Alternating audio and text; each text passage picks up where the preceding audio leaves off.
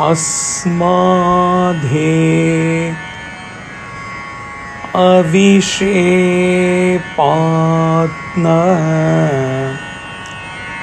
mumukṣurna cetaraḥ niścitya kalpitaṃ paśyanbrahmaivāste mahāśayaḥ.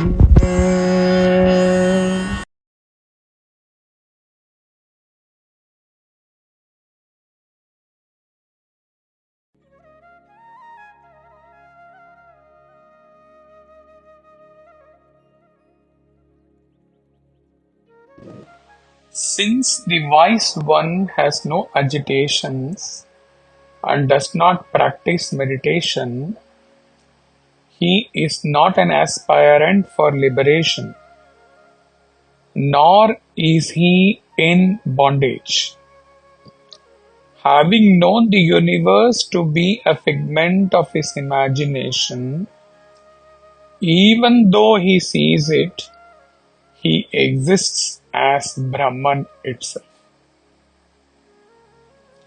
Agitation is there when ego is there, when unfulfilled desires are there, when prompting vasanas are there. And agitation results in bondage. Or in other words, if you are bound by your ego or desires, then your mind is always agitated.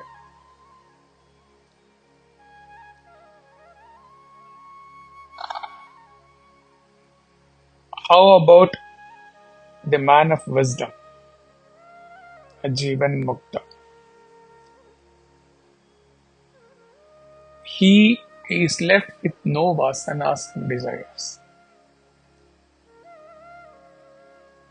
The ocean of his creation has dried. His BMI has fallen as dry leaves.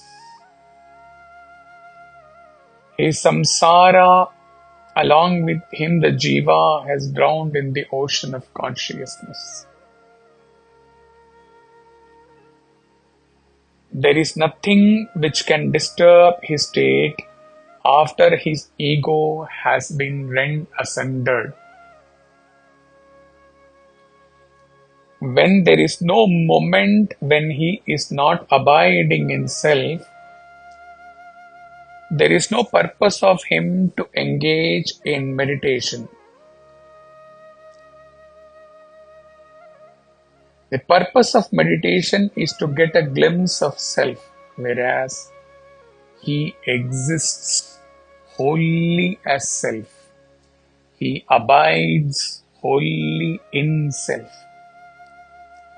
As Chinmaya wrote in another verse, meditating and trying to get a glimpse of self is like trying to open a tap for limited water in a place which is filled with unlimited, never drying, nectarine water, Manasa Sarovar.